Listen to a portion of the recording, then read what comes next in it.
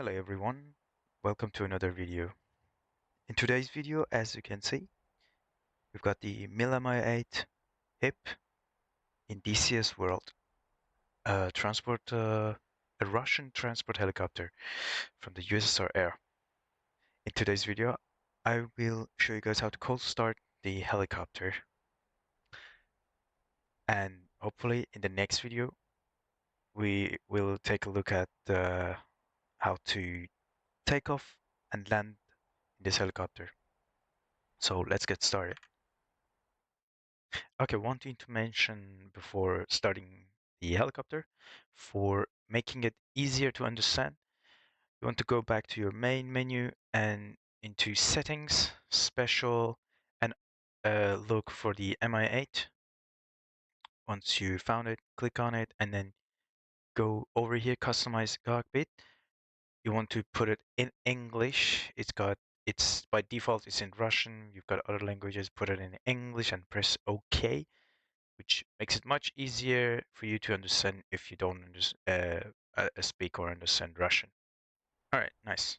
Once we are inside the helicopter, as you can see, we're sitting on the left side. Left side is the pilot seat. All the way to the right is co-pilot seat, and in the middle we've got the assistants by pressing 1 for pilot seat, 2 for co-pilot seat, and 3 on the keyboard for the assistant. So before doing anything, starting engines or starting the batteries, etc., you want to sit on the pilot seat, look to our left down, right next to the seat. We can see our collective and throttle handle. We want to hold our mouse right over here, left click and turn it up and down. I'm gonna show you guys the indicators. By pressing right control and enter, you can see the indicators, the controller indicators on the top left. I'm gonna do this again. You can see that's uh, our throttle. Okay, nice.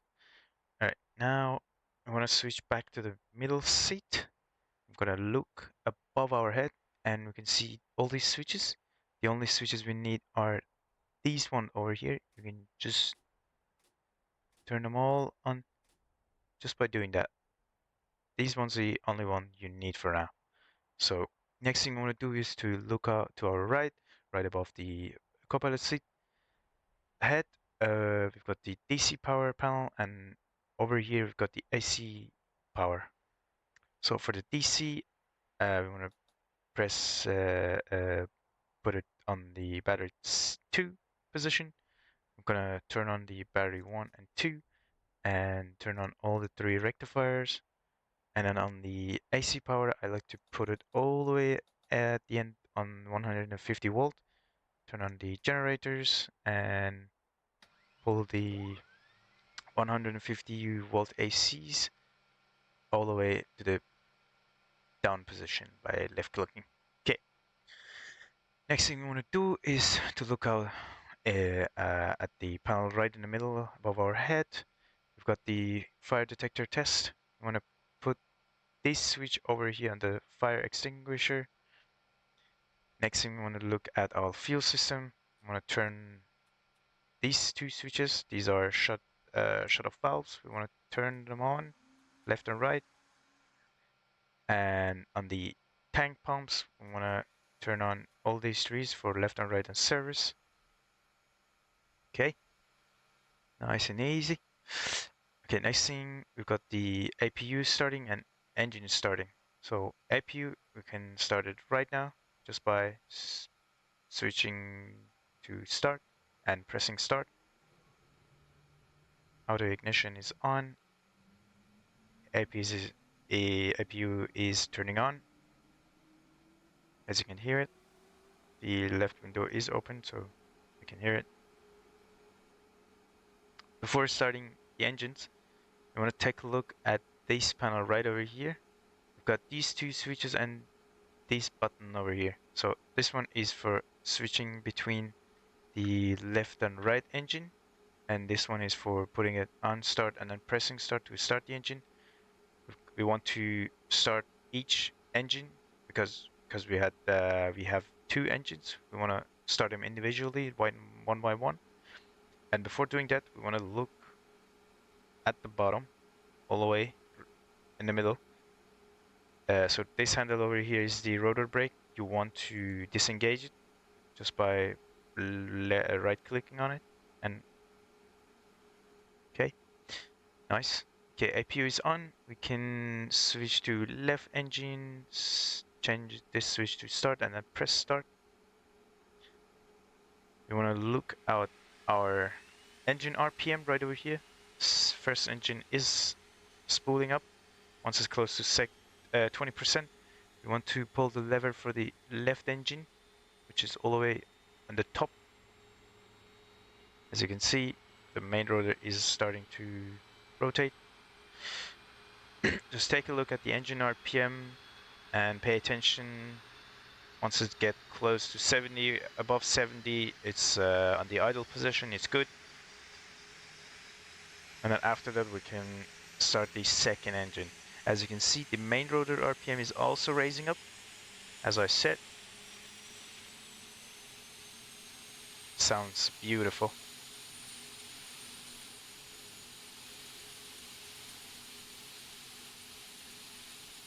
Okay.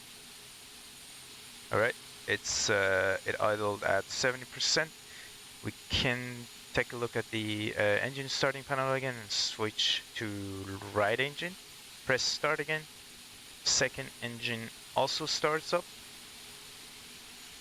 Once it get close to 20%, you want to pull the other lever and let the second engine also spool up and idle at 70%, just like the first engine.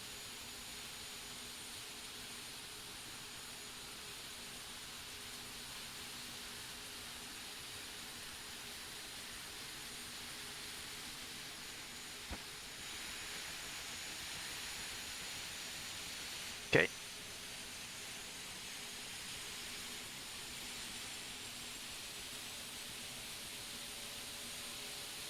All right, very nice.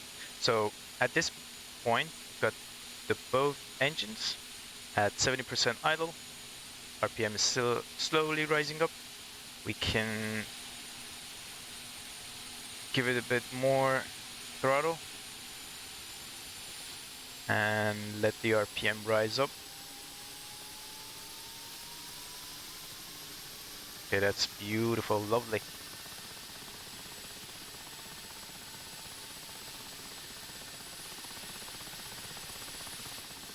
All right, so we've got a couple of other things to do.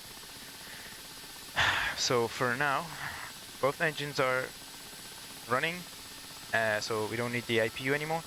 We can put the switch in the middle and turn it off. Okay, so right over here, we've got this panel on the top left and on the other side as well, right, top right. These are for each of the panel in front of the pilot and co-pilot. So these are for example, turning on the fan, the altimeter and gyros. We can turn them all on, why not?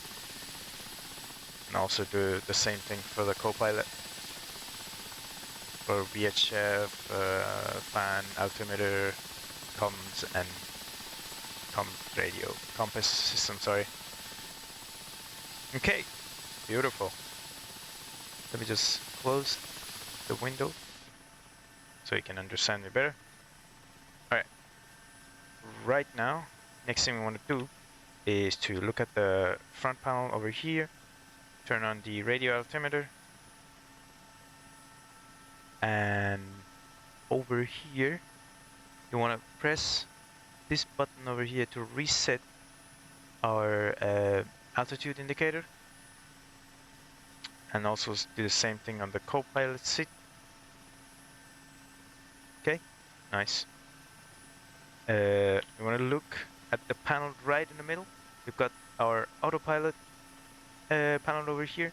We can turn the pitch, exactly, pitch and roll, and the heading I mean, you don't need it, but there are the option you can turn it on if you want.